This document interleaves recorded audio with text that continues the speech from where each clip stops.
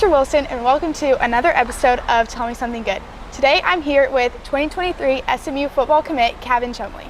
So Cavin, I know you got a lot of attention from other colleges, and so what made you decide SMU was where you wanted to be? After talking to my family about it, my brother actually goes here. He's going to be a junior, and so he kind of paved the way because I never thought that I would go to SMU.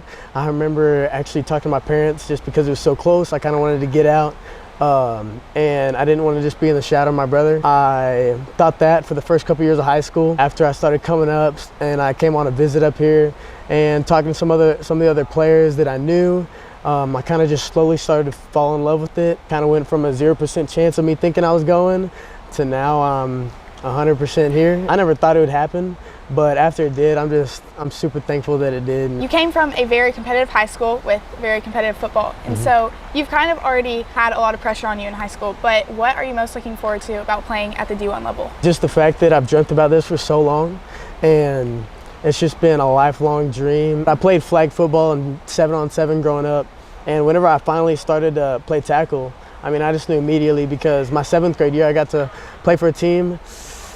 I wasn't the best on the team, it was my first year, but we actually ended up going to the national championship, and yeah, that really just That's awesome. gave me a love for the game because I got to see, I mean, a bunch of guys on that team are playing at the D1 level now, so they were already like higher than average, and I felt like I had to step up. And they really set the level high for me. If I really put my mind to something, then like that's what I want to achieve, and I ended up being able to do it. You grew up playing other sports, and so what made you decide football was going to be the sport you focused on? I remember talking to my buddies at VBS in like first grade, and all three of us decided that we were going to go play in the NBA and the MLB. And which that was whenever we were in full swing basketball and baseball mode.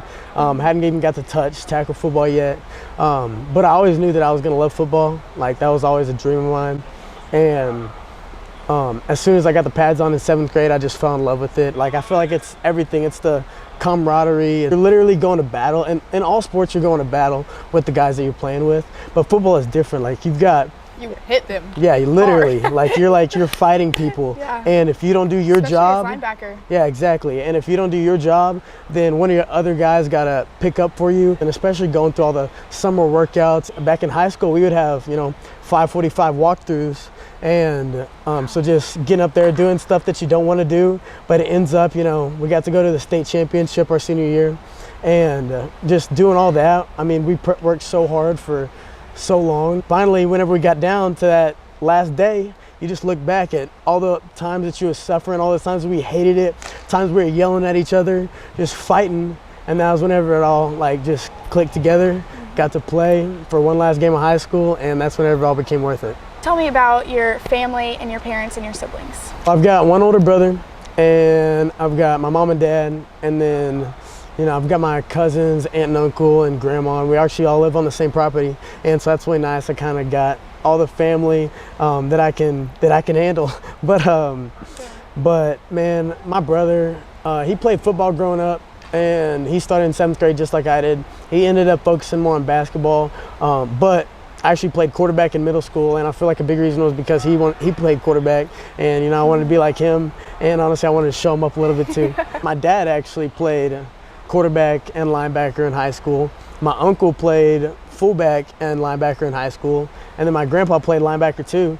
And so they kind of paved the way. Full linebackers. Literally, they kind of paved the way for me to play linebacker. The amount of support they've given me throughout the years, through high school, going to all of my games. I think my mom almost missed the game one time, and she just felt so bad. And I was like, Mom, are you kidding me? You've been to every single game for all of my life. Like, you can take 1 week off. Whenever we're going to a game, it's not my brother, my mom and dad. It's my cousins, my uncles, my grandparents. And that's been a big thing for us. It's just like whenever something in the family's going on, like the whole family is there. And I feel like that's really been able to bring out the best in all of us. It's just the support, because you can't ask for nothing more than that.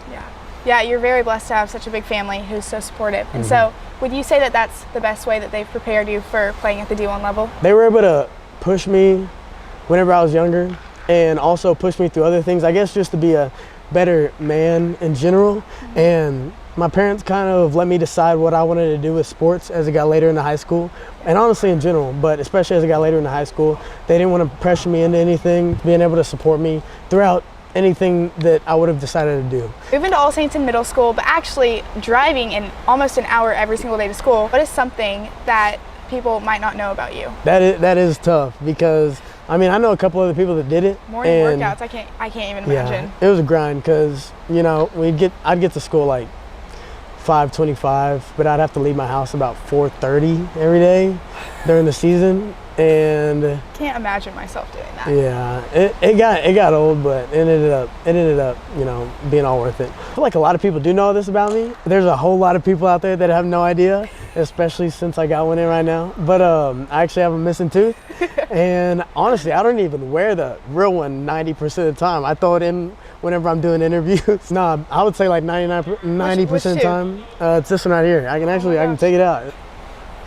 It was weird at first because I got it taken out in 8th grade, and I've gotten to the point to where like I don't even care anymore.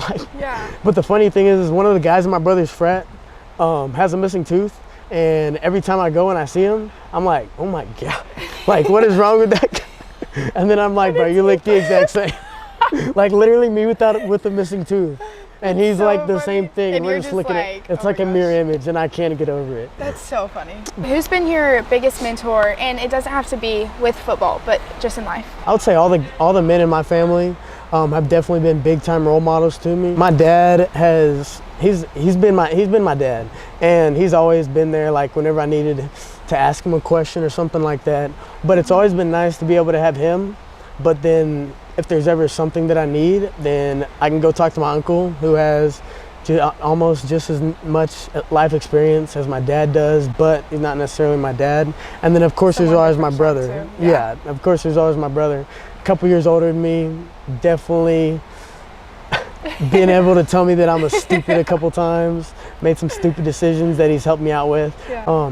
But I would say a big guy that's not in my family that has definitely given me a lot of mentorship is Coach Beck at All Saints. Whenever I'm looking for a solid guy in my head, that's the guy that I picture, because like no matter what, if I call him up, like he's gonna answer or he's gonna text me and be like, hey, I'm busy, but I got you, and I know he's gonna call me back. Like his number one goal with creating student athletes is to make them the best young men that they can be. And like whenever I say that, I'm not even joking. Like that is 100%, he has instilled that in our brains.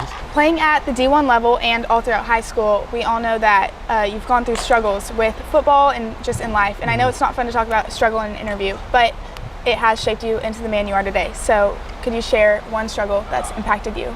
Going through the struggles that I did in high school, I mean, there's the physical struggles, all the hard workouts that we went through that have kind of shaped me into the leader that I can be today. You can kind of see, like, you never know what somebody's going through, and it sounds like a generic answer, but after kind of going through what I do, and I mean, I'm not perfect, I still struggle. There's a lot more people out there that struggle with that I have no idea about. Whenever I'm like not feeling my best or not feeling up to something, how I would kind of want to be treated, and I just try to go about life like everybody's in that stage.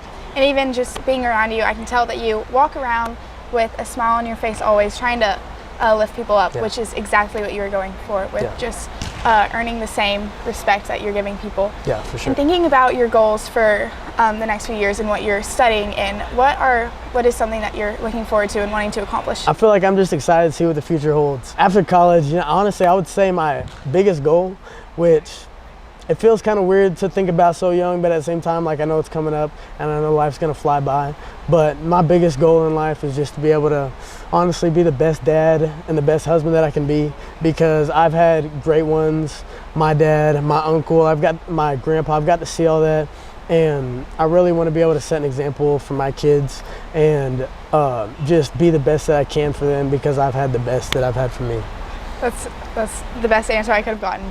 This podcast is called Tell Me Something Good, and so the whole point is to get to know D1 high school committed athletes, but with Cavin here, he's already been at SMU for the entire summer almost, and so tell me something good that's been going on. It can be with SMU in the summer, or it can be just going on in life right now. The interesting thing about college, which I knew was coming, but I didn't really know what to expect. You don't know anyone. Yeah, and I mean, it's just like, I forget how many freshmen we have, but it's just like a bunch of guys that are coming together, and like, we live in the dorms and we're just coming through, and it's really been able to grow us close, because I would say even after like the first 2 weeks, we were already we were in it. Like we were guys. Yeah, seriously. We were living, working, everything with these guys that we just met. And it's been super cool to be able to see how close we've all been able to come. Well, thank you so much for allowing me to be on campus today at SMU.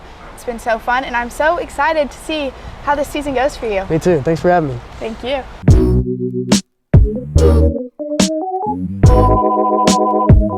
Oh, tell me something good.